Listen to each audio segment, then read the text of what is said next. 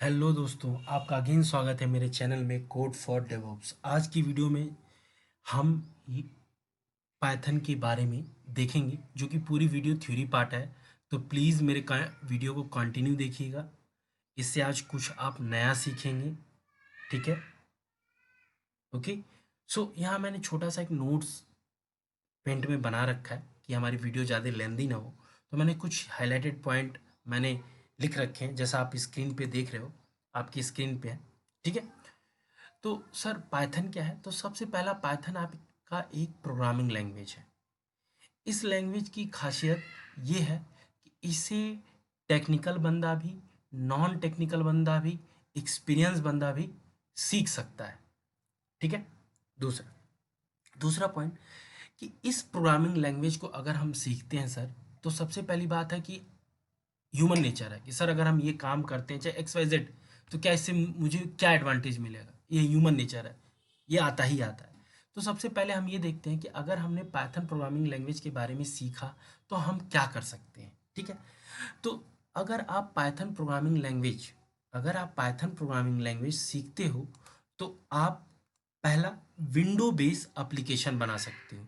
Sir window base application क्या होती है? तो एग्जांपल के तौर पे मैंने लिखा है बीएलसी। दैट मीन्स मेरे सारे व्यूअर जो इस वीडियो को देख रहे होंगे वो बीएलसी चलाते होंगे, कोई भी म्यूजिक प्लेयर मीडिया प्लेयर चलाते होंगे, नोट प्लस प्लस या एडिट प्लस प्लस जैसे सॉफ्टवेयर वो अपने लैपटॉप में चलाते होंगे या अपने डेस्कटॉप पे वो वर्क करते होंगे।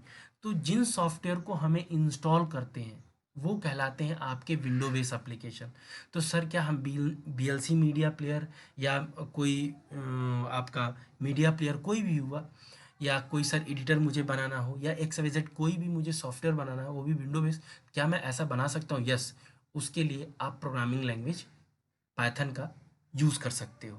तो पहला एडवांटेज ये है कि अगर पाइथन के बारे में, पाइथन प्रोग्रामिंग लैंग्वेज के बारे में जानते हो तो आप विंडो बेस एप्लीकेशन बना सकते हो। दूसरा, अगर पाइथन प्रोग्रामिंग लैंग्वेज के बारे में आप समझते हो या आपका उस पे स्किल है, तो दूसरा एडवांटेज है आप वेब बेस एप्लीकेशन बना सकते हो। वेब बेस एप्लीकेशन का मतलब होता है कि मुझे इंस्टॉल करने की ज़रूरत नहीं है। अब वन मोर थिंग, मेरे व्यूअर प्लीज़ पेन और कॉपी लेके बैठिए। जो नहीं बैठे हैं फिर से बैठ जाइए, जो बैठे हैं उनसे, और जो नहीं बैठे हैं उनसे मैं एक ही चीज़ कहूँगा, कुछ पॉइंट होंगे जो तो आपके लिए इम्पोर्टेंट होंगे, जो इस स्क्रीन पे नहीं होंगे, मैं ओरली बोल रहा हूँ, तो उन्हें आप प्लीज़ नोट डाउन कर लीजिएगा। ठीक है ना, कंटिन्यू। तो वेब एप्लीकेशन का मतलब वो होता है कि वेब एप्लीकेशन को आपको इंस्टॉल करने की ज़रूरत नहीं है। दैट मीन्स कि इंस्टॉल नहीं करने का मतलब है सर, क्या मतलब है सर कि अगर आप इंस्टॉल नहीं करना चाहते हो, ऐसी एप्लीकेशन बनाना चाहते हो, तो वो कहलाती है आपकी web base application. Base web base application ये कहती है कि आपके पास नेट होना चाहिए, आप उसे एक्सेस कर सकते हो। आप लैपटॉप में भी एक्सेस कर सकते हो, आप स्मार्टफोन में भी एक्सेस कर सकते हो, आप डेस्कटॉप पे भी एक्सेस कर सकते हो, आप मैकबुक पे भी एक्सेस कर सकते हो। बस आपके पास नेट होना चाहिए। फॉर एग्जांपल सर कुछ एग्जांपल बताइए। तो एग्जांपल के तौर में फेसबुक, क्या आप फेसबुक इंस्टॉल करते हो? नहीं। आप फेसबुक गूगल पे जाते हो, फेसबुक डालते हो, अपना अकाउंट लॉगिन करते हो और अपनी प्रोफाइल वगैरह चीज़ें एक्सेस करते हो। सेम आप बैंकिंग एप्लीकेशन, आप बैंक का नाम डालते हो, गूगल पे आता है, आप उस अकाउंट में यूज़र लॉगिन पासवर्ड जो भी है आप डालते हो, उसे एक्सेस करते हो। यूट्यूब, तो इस तरीके की अगर आपको एप्लीकेशन बनानी है तो आप वेब बेस एप्लीकेशन की तरफ जाते हो। और ये दूसरा एडवांटेज है कि अगर आप पाइथन प्रोग्रामिंग लैंग्वेज के बारे में अगर जानते हो, समझते हो, तो आप ये दूसरा टास्क कर सकते हो। दैट मीन्स दो अप्रोच, कि आप विंडो बेस एप्लीकेशन भी बना सकते हो, वेब बेस एप्लीकेशन भी बना सकते हो। ठीक है। तीसरा पॉइंट कि अगर आप ये हमारा वेब बेस हो गया। अगर आप पाइथन प्रोग्रामिंग लैंग्वेज के बारे में जानते हो, तो मेरे दोस्त आप आजकल आप बहुत सुन रहे होंगे कि गेमिंग एप्लीकेशन भी बना सकते हो। जो मेरे व्यूअर गेम गेम के बहुत ही एडिक्टेड होंगे या कोई गेम एप्लीकेशन बनाना चाहते हैं, तो वो इस प्रोग्रामिंग लैंग्वेज का भी यूज़ कर सकते हैं। Machine learning like a microwave हुआ, या आपका एसी का रिमोट या कैलकुलेटर, इस तरीके की हाई लेवल मशीन लर्निंग या डिवाइस पे जब आप काम करते हो या इनके लिए जब आपको कोडिंग करना होता है, तो इसके लिए भी पाइथन आना ज़रूरी है। आर्टिफिशियल लेवल पे चलते हो, रोबोटिक लेवल पे अगर आप जाना चाहते हो, रोबोट वगैरह की जो क्रिएट किए जाते हैं उसमें आप उसको बोला जाए आर्टिफिशियल इंटेलिजेंस। तो इस लाइन में भी आपको जाना है, दैट मीन्स गेमिंग एप्लीकेशन ही बनानी है, मशीन लर्निंग की तरफ सर जाना है, आर्टिफिशियल इंटेलिजेंस की तरफ जाना है, तो इसके लिए भी पाइथन आना ज़रूरी है। दैट मीन्स मैं ये कह सकते हो, मैं भी कह सकता हूँ और आप भी ये कह सकते हो कि सर अगर मैं पाइथन समझता हूँ और उस पर मैंने कोड कर रहा हूँ, प्रैक्टिस कर रहा हूँ, उसकी नॉलेज मुझे अच्छी है, तो मैं तीनों एरिया में जा सकता हूँ। That means window base application बना सकता हूँ जिसे हमें इंस्टॉल करना होगा, वेब बेस जिसे हमें इंस्टॉल नहीं करना होगा, जो कि आजकल हर यूज़र यूज़ कर रहा है वेब एप्लीकेशन। क्यों? क्योंकि कोई इंस्टॉल नहीं करना चाहता, है ना? ठीक है। दूसरा है गेमिंग की तरफ जा सकते हो, मशीन लर्निंग की तरफ जा सकते हो, आर्टिफिशियल इंटेलिजेंस की तरफ जा सकते हो। दैट मीन्स इस लैंग्वेज को सीखने के बाद सॉफ्टवेयर लाइन में या इन इन फील्ड में आपके पास बहुत सारे अप्रोच होते हैं। ठीक है, बहुत सारे अप्रोच जो कि आप स्क्रीन पे देख रहे हो। Got it? और जैसा मैंने पहले बोला कि इस लैंग्वेज को कोई भी, दैट मीन टेंथ ट्वेल्थ, आप तो टेंथ और ट्वेल्थ क्लास के सीबीएसई सिलेबस में भी पाइथन आ चुके हैं, तो इस लैंग्वेज को एक 11 ट्वेल्थ बी नॉन टेक्निकल बंदे भी इस लैंग्वेज को कर सकते हैं, क्योंकि ये बहुत ही सिंपल है, बहुत ही इजी है। ठीक है, इसे टेक्निकल बंदा भी कर सकता है, इसे नॉन टेक्निकल बंदा भी कर सकता है, एक्सपीरियंस बंदे भी कर सकते हैं। ठीक है ना? सर अब ये तो रहा कि मेरे कैरियर का ग्रोथ मुझे दिख रहा है सर स्क्रीन पे कि मुझे इतने मल्टीपल सारे अप्रोच हैं, मल्टीपल फील्ड है, ये तो हो गया। अब कुछ तो ऐसा फीचर होगा कि जो मुझे इस फील्ड में, इतनी फील्ड में ये काम कर रहा है, ये लैंग्वेज वर्क कर रही है। यस, इसके कुछ फीचर आपके स्क्रीन पे जो दिख रहे हैं। पहला है ओपन सोर्स। ओपन सोर्स का मतलब होता है दोस्त, ओपन सोर्स का मतलब होता है कि जिसको आपको परचेस करने की ज़रूरत नहीं है। ओपन सोर्स का मतलब होता है जिसको आपको परचेस करने की ज़रूरत नहीं है। दूसरा फीचर होता है ओपन सोर्स का कि आप इसे किसी को भी डिस्ट्रीब्यूट कर सकते हो, बांट सकते हो अपने फ्रेंड सर्किल या अपने ऑफिस कलीग में। इस सॉफ्टवेयर को आप डिस्ट्रीब्यूट कर सकते हो क्योंकि ये ओपन सोर्स है। ठीक है, ओपन सोर्स है, आप इसे डिस्ट्रीब्यूट कर सकते हो, प्लस ओपन सोर्स है। तो तीसरा फीचर है कि आप पाइथन के कोड में चेंजेस कर सकते हो, कोई इशू नहीं, क्योंकि ये ओपन सोर्स है। ठीक है, तो ओपन सोर्स का मतलब हुआ इसे परचेस करने की जरूरत नहीं है, आप इसे किसी को भी डिस्ट्रीब्यूट कर सकते हो। तीसरा, आप इसके सोर्स कोड में चेंजेस कर सकते हो, मॉडिफिकेशन कर सकते हो। ये ओपन सोर्स का फीचर होता है, चाहे कोई भी लैंग्वेज हो। जहां पे आपका ओपन सोर्स बोला गया दोस्त, तो ये तीन फीचर आपको बाय डिफॉल्ट मिलने हैं। I hope you can understand, समझ में आ रहा होगा। दूसरा है सिंपल लैंग्वेज। सिंपल लैंग्वेज का मतलब है कि आप टेक्निकल बंदा भी, सॉरी नॉन टेक्निकल बंदा भी इस लैंग्वेज को सीख सकता है। दैट मीन्स सिंपल का मतलब हुआ कि नॉन टेक्निकल बंदा भी इस लैंग्वेज को सीख सकता है। ठीक है ना? क्या सर इसके लिए मुझे सी सी प्लस प्लस या जावा अदर लैंग्वेज की नॉलेज होनी चाहिए? तो मेरे दोस्त मैं ये कहूँगा कि जिनको नॉलेज है ठीक है, जिनको नहीं नॉलेज है उनके लिए भी ठीक है। ठीक है, ठीक है, अपना अपना एक माइंड सेटअप होता है दोस्त। अगर आप एक माइंड सेटअप से चलोगे कि सर मैं नॉन टेक्निकल हूँ, मैं कैसे सीखूंगा, दोस्त ये दिमाग का खेल होता है। बस मैं इतना ही कहूंगा। तो सिंपल लैंग्वेज है, दैट मीन्स इसे टेक्निकल नॉन टेक्निकल बंदा भी इसे समझ सकता है, कर सकता है इस पे टास्क। नाउ ये फंक्शनल प्रोग्रामिंग लैंग्वेज भी है। फंक्शन प्रोग्रामिंग लैंग्वेज की बात करें तो ये फंक्शनल प्रोग्रामिंग लैंग्वेज का मतलब हुआ कि ये लाइके इसमें आप अपने लॉजिक को छोटे छोटे फंक्शन में डिफाइन कर सकते हो। अगर मैं ये बताऊं तो ये सिमिलर है आपके सी लैंग्वेज से। सी लैंग ठीक है, सी लैंग्वेज से सिमिलर है। लैंग सी लैंग्वेज से सिमिलर है। ठीक है, मैं सिमिलर बोल रहा हूँ, ये नहीं कह रहा हूँ कि सी आनी चाहिए। जब आपको आपका ट्यूटर या ट्रेनर आपको जब पढ़ाएगा, तो जब ये फंक्शनल प्रोग्रामिंग लैंग्वेज के बारे में बताएगा, तो आपको वहाँ पे फंक्शनल समझना है। वही फंक्शन सी में होता है। कुछ लोग होते हैं जो सी पढ़ चुके हैं, तो यहाँ पे वो समझना उनके लिए भी आसान होता है।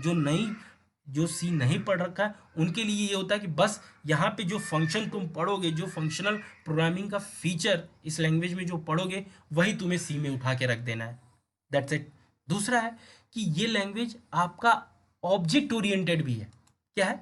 ऑब्जेक्ट ओरिएंटेड भी है।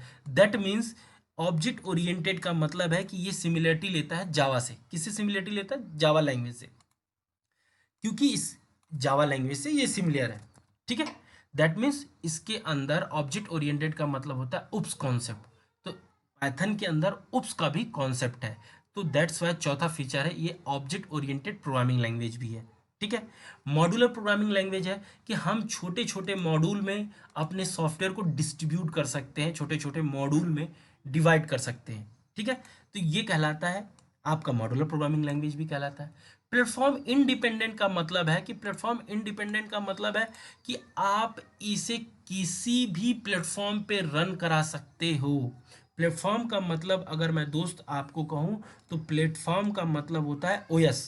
किसका मतलब होता है? ओएस।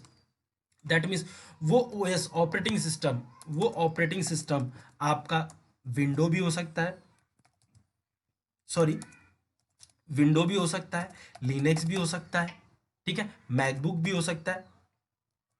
तो आपका ऑपरेटिंग सिस्टम कुछ भी हो सकता है। ठीक है, तो आप किसी भी ऑपरेटिंग सिस्टम पे इसकी स्क्रिप्ट को लिखेंगे। किसके?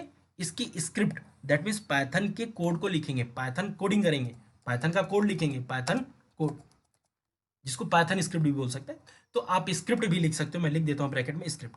अब स्क्रिप्ट का मतलब हुआ कि आप कोड लिखे, तो वो कोड जो आपने आपके पास, लेट सपोज आपके पास विंडो पे है, आपने उसे एग्जीक्यूट रन कराया। अब उस रन फाइल को आप लिनक्स पे भी रन करा सकते हो, मैकबुक पे भी रन करा सकते हो, वाइस वर्सा। Got it? तो क्यों इसी फीचर को बोलते हैं platform independent. That means write once run anywhere, एक बार आपको लिखना है और किसी भी प्लेटफॉर्म पे रन कर सकते हैं। That is called platform independent. That means again मैं रिपीट करता हूं कि आप इस अपनी स्क्रिप्ट को किसी भी ऑपरेटिंग सिस्टम पे लिखिए, उस पर रन कराइए, फिर वो रन फाइल आप किसी भी मशीन, किसी भी ओएस मशीन पे आप रन करा सकते हैं। That is called platform independent. ठीक है ना? तो कुछ इसके ये फीचर हैं जो इस फीचर की वजह से इसका मोस्ट इंपॉर्टेंट अगर मैं कहूँ तो ये functional approach, functional programming language भी है, ऑब्जेक्ट ओरिएंटेड है, मॉडल प्रोग्राम। तो ये जो फीचर है इसके थोड़े इंपॉर्टेंट है। सिंपल प्रोग्रामिंग लैंग्वेज है, दैट इज मीन्स इसको नॉन टेक्निकल, टेक्निकल बंदा भी इसे सीख सकता है। तो ये कुछ पाइथन प्रोग्रामिंग के फीचर हैं जो कि आपको दिख रहा होगा, आपको समझ में आ रहा होगा। कोई पॉइंट अगर मेरे दोस्त आपको नहीं समझ में आ रहा, प्लीज़ कमेंट करें, मैं उसे डिस्क्राइब करूँगा। ठीक है, कमेंट में डिस्क्राइब कर दूंगा, नहीं कमेंट में होगा उसे और अच्छे से डिस्क्राइब करने के लिए मैं वीडियो भी बना दूंगा। ठीक है दोस्तों, तो ये आपने देखा कि पाइथन प्रोग्रामिंग लैंग्वेज को सीखने के बाद हम किस किस फील्ड में स्विच कर सकते हैं या किस किस फील्ड में हम जान सकते हैं। ठीक है, पाइथन प्रोग्रामिंग लैंग्वेज के हमने फीचर देखे, ओपन सोर्स, सिंपल है, फंक्शनल प्रोग्रामिंग लैंग्वेज भी है, object oriented programming language, modular programming language भी है, प्लेटफॉर्म भी इंडिपेंडेंट भी है। ठीक है, अब बात कर लेते हैं कि सर आपने फीचर बता दिए, आपने वो एरिया बता दिया जहां में हम इस प्रोग्रामिंग लैंग्वेज से इम्प्लीमेंटेशन कर सकते हैं। अब ये आई कहाँ से? तो इसका फर्स्ट रिलीज, जो आपका इसका फर्स्ट रिलीज आया वो कब आया? 1991। कब आया? 1991 में फर्स्ट रिलीज निकाला गया। दूसरा, इसको डेवलप करने वाले जो डेवलपर है उनका नाम है ग्यूडो वॉन रॉन्सम। ठीक है, इन डेवलपर ने इसे डेवलप किया और फर्स्ट रिलीज निकाला 1991 में। Got it? अब बात आती है कि सर इसे कौन कौन सी एप्लीकेशन, कुछ आइडिया दीजिए कि इसे कौन कौन सी एप्लीकेशन यूज करे। तो मेरे व्यूअर, गूगल भी पाइथन यूज कर रहा है अभी, यूट्यूब में भी पाइथन का कॉन्सेप्ट यूज किया गया, पाइथन इस लैंग्वेज का यूज किया गया, नासा भी यूज कर रही है, ड्रॉप बॉक्स आप यूज करते होगे, ये भी पाइथन में लिखी गई है। रोबोटिक, पाइथन, नासा, ठीक है, सॉरी नासा कह रहा हूँ, एन एस ए, ठीक है, नासा, और बिटटोरेंट, इमेज प्रोसेसिंग, ये जो एप्लीकेशन है ये इंटरनली पाइथन को यूज कर रही हैं, पाइथन स्क्रिप्ट या पाइथन लैंग्वेज को यूज कर रही हैं। तो मेरे दोस्त, एक ये छोटा सा ओवरव्यू रहा। क्यों? क्योंकि ये थ्योरी पार्ट है, आधे आधे से अधिक व्यूअर बोर हो गए होंगे, बीच में वीडियो पॉज कर दिया होगा। तो इसलिए मैं बहुत शॉर्टकट में ये चीज़ें आपको डिस्क्राइब कर रहा हूँ। इसके डेप्थ के लिए अगर आपको डेप्थ में और इसी चीज़ को सर डेप्थ में और डिस्क्राइब करो तो प्लीज़ मुझे मेल करें, कमेंट में लिखें, ठीक है?